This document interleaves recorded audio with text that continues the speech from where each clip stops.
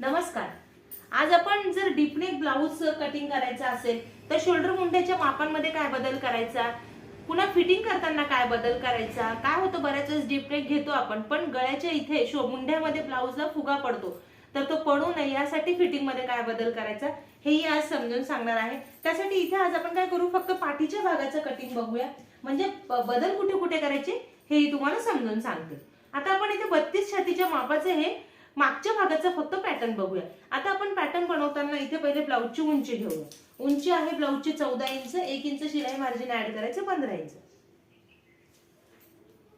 Deep neck बनवताना आपण regular पद्धतीने जे शोल्डरचं माप घेतो त्यापेक्षा आपलं शोल्डर कमी घ्यायचं आहे. थोडं 5 इंचाने शोल्डरचं माप कमी घ्यायचं. काय होतं, आपला गळा ज्यावेळेस आपण शिवण करतो, शिवल्यानंतर तो पसरट तयार होतो, मग शोल्डर फाकतं साईडला, मग मुंड्यामध्ये घोळ पडतो, तो पडू नये त्यामुळे सुरुवात आपल्या शोल्डरच्या मापापासूनच करायची आहे. 32 छातीसाठी आपण जर शोल्डर 5 इंच घेतो तर तुम्ही शोल्डर जर त्या ताईंचा बांधा रुंद नसेल, रुंद असेल तर तुम्ही शोल्डरचं 5 इंचच्या न घेता 4.5 किंवा 4.25 इंचाच आपल्याला इथे शोल्डर घ्यायचं आहे. सगळ्यात पहिला बदल शोल्डरच्या मापात करायचा आहे. डीप नेक साठी फक्त हा बदल करायचा आहे. त्यानंतर आपण घ्यायचं मुंड्याचं माप. मुंड्याचं माप जे आहे तेच टाकायचं. मुंडा आपण घेणार आहोत 5.25 इंच. मुंडा लागल्यास तुम्ही अर्धा इंचाने वाढवलं तरी चालतो.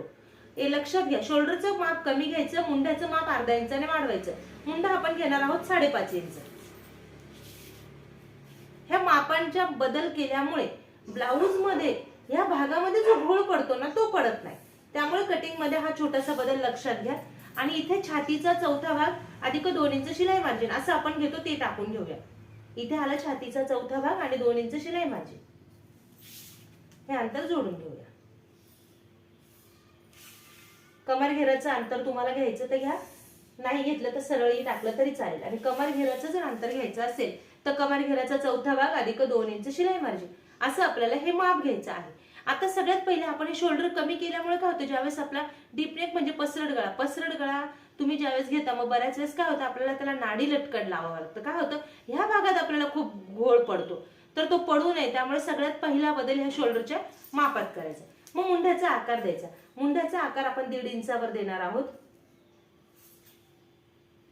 हे पॉइंट मॅच करत आपल्याला हा मागच्या मुंड्याचा आकार द्यायचा.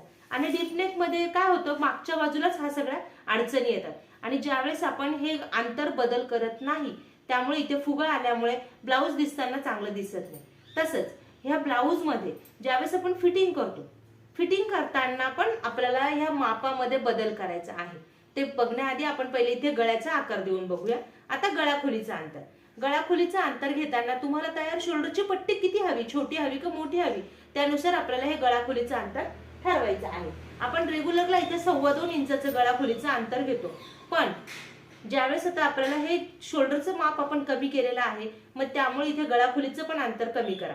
आता 2.25 इंच गळाखोली घेतो पण इथे 5 इंचाने अंतर कमी केलंय त्यामुळे इथे गळाखोलीचं अंतर घेतलं 2 इंच. आणि गळ्याची उंची आपल्या आवडीनुसार घ्यायची आहे. आता गळ्याची उंची आहे 11.5 इंच, अर्धा इंच शिलाई मार्जिन ऍड केलं 12 इंच.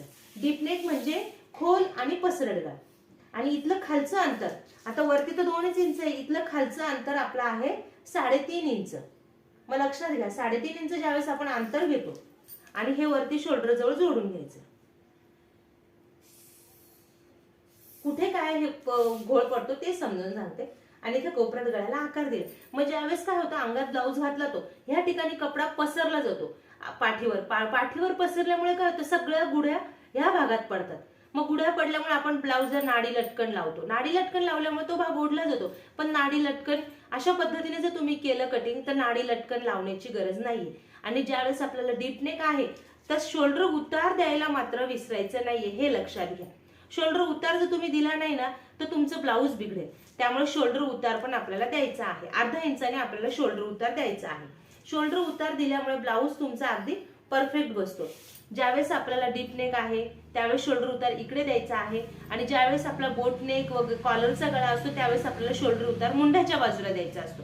हा एक मोठा बदल आहे, हाही तुमच्या लक्षात आला पाहिजे. तसंच ज्यावेळेस आता ब्लाऊजवर आपण ब्लाऊजचं फिटिंग करतो त्यावेळेस काय करतो, इथे छातीच्या ठिकाणी छातीचा चौथा भाग असं मार्किंग करतो, कमर घेराचा चौथा भाग हे मार्किंग करतो आणि आपण ह्या ठिकाणी असं शिवण करतो.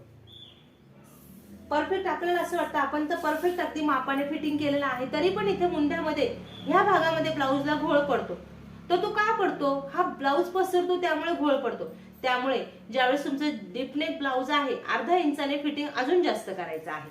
म्हणजे 8 इंच न घेता आपल्याला 7.5 इंचावरच याचं फिटिंग करायचं आहे. हा एक बदल लक्षात घ्यायचा आहे. कमर घेराचं आहे तेच माप टाकायचं. फक्त ज्यावेळेस छातीचं तुम्ही फिटिंग करता, छातीतलं फिटिंग करताना अर्धा इंचाने कमी घ्यायचं.